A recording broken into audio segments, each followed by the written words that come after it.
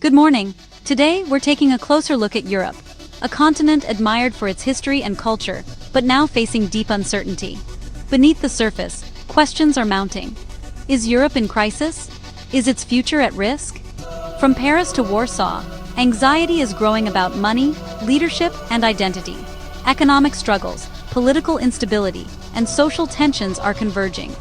France's revolving door of prime ministers, one lasting just 14 hours, shows how unstable things have become.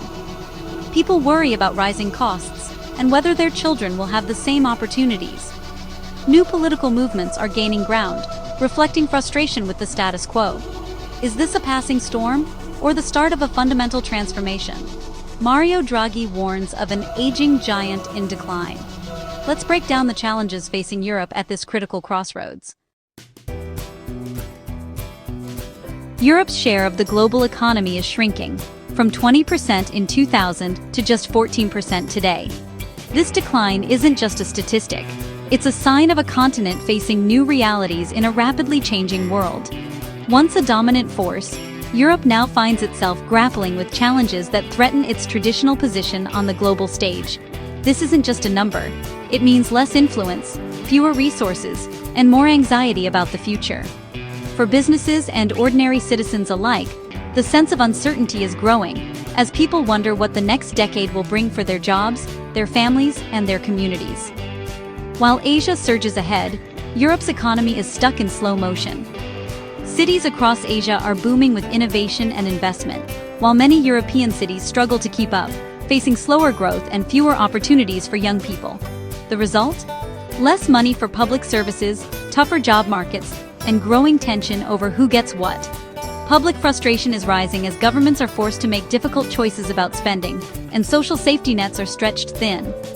Europe has struggled to adapt to the digital age, lagging behind the US and Asia in tech innovation. While tech giants in America and Asia set the pace, Europe's digital sector often feels left behind, missing out on the fastest-growing industries of the 21st century. Many of its biggest companies are relics of the past, not leaders of the future. Once proud industrial giants now face fierce competition, and some have faded away, unable to reinvent themselves for a new era. Leaders now admit, Europe needs a major shakeup to stay relevant.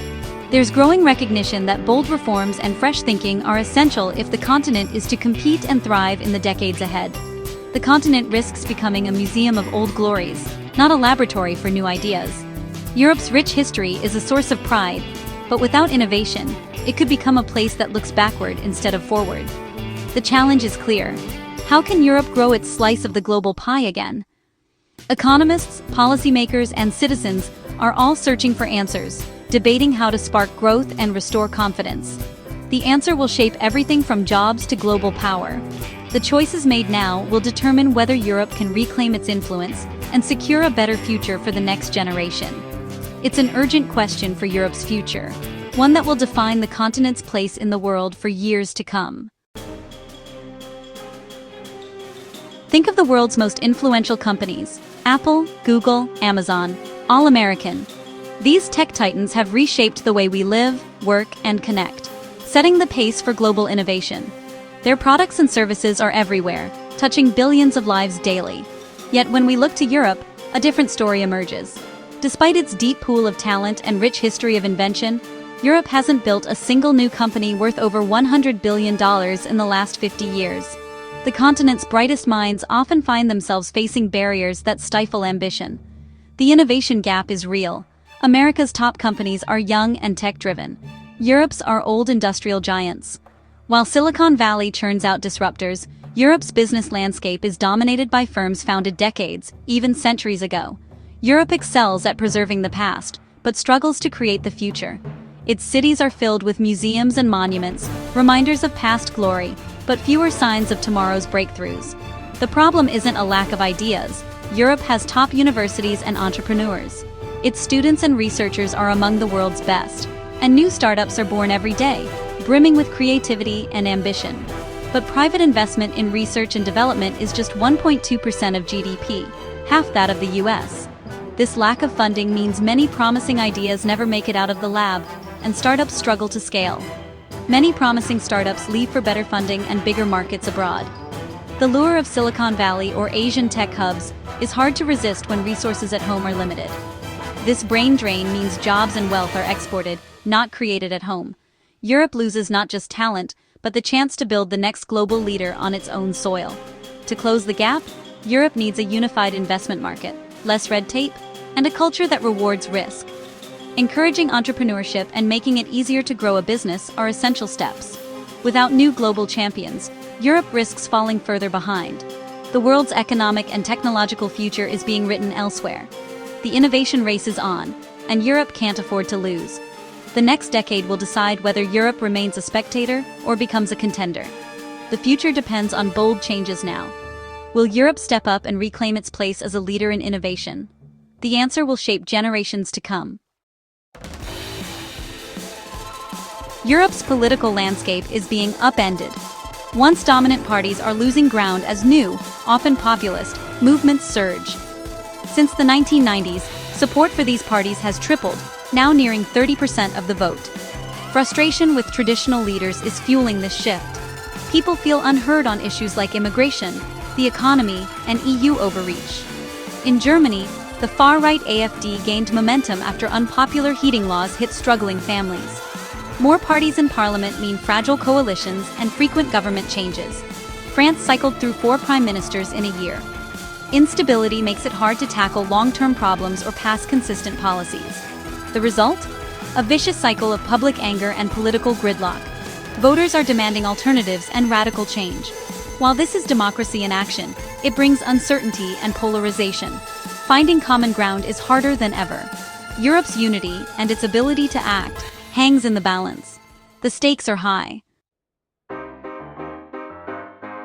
Trust in Europe's leaders is crumbling. Scandals, from corruption in the European Parliament to secretive vaccine deals, have fueled public cynicism. Nearly a quarter of EU lawmakers have faced allegations, and high-profile cases like Qatargate and Huawei-gate dominate headlines.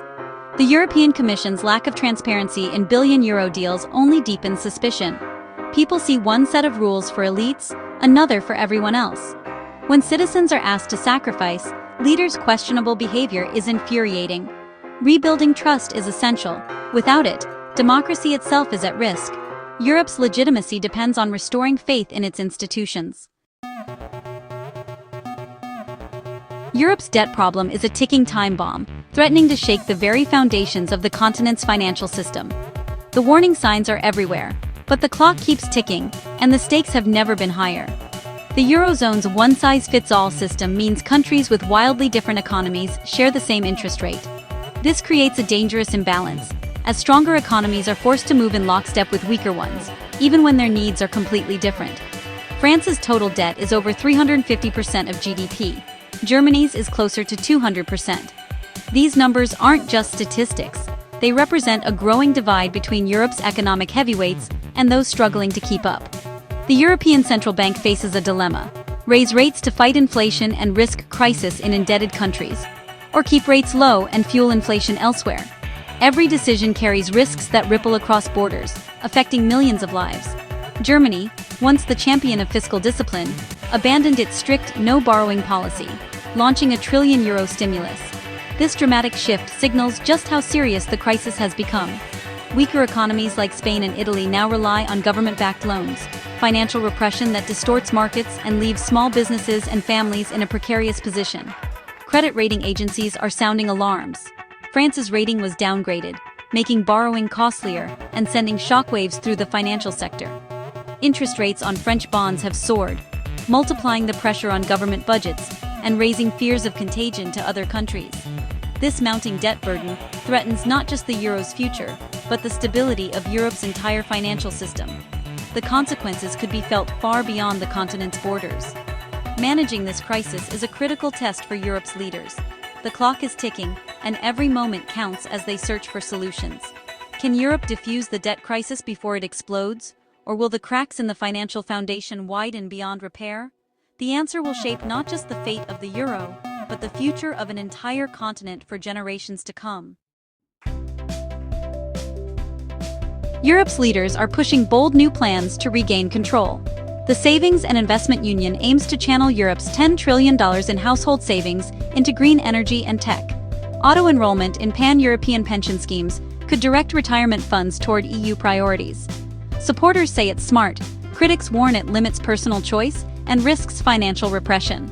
The digital euro, an electronic currency issued by the ECB, promises efficiency but raises concerns about privacy and central control. With CBDCs, central banks could set spending rules or even impose negative interest rates. Many fear this level of control over personal finances. These proposals could reshape Europe's financial future, for better or worse. The debate is just beginning. Europe's security has long depended on its alliance with the United States. But as America pivots toward Asia and questions its defense commitments, Europe faces a new reality. What if the US no longer guarantees Europe's safety? The continent has underinvested in its military, relying on American protection. Now, Europe must consider standing on its own, an enormous financial and political challenge. Some leaders are quietly seeking closer ties with China, balancing economic interests with geopolitical caution. Navigating between a more distant America and a rising China is redefining Europe's foreign policy. The old certainties are gone. Europe must find a new path in a shifting world. Its independence and influence are on the line. Europe's crises hit home hardest in soaring energy costs. After losing access to cheap Russian gas, prices skyrocketed, pushing millions to the brink. Even middle-class families now struggle to afford basics like heating and food. An estimated 100 million Europeans are at risk of poverty. The cost of living crisis fuels political anger and deepens social divides. Young people face bleak job prospects and fear they'll never own a home. The promise of peace and prosperity feels distant for many. Europe stands at a crossroads: decline and fragmentation, or reform and renewal. Bold leadership and tough choices are needed to restore hope. The decisions made now will shape the lives of hundreds of millions. The future of Europe and its people is on the line.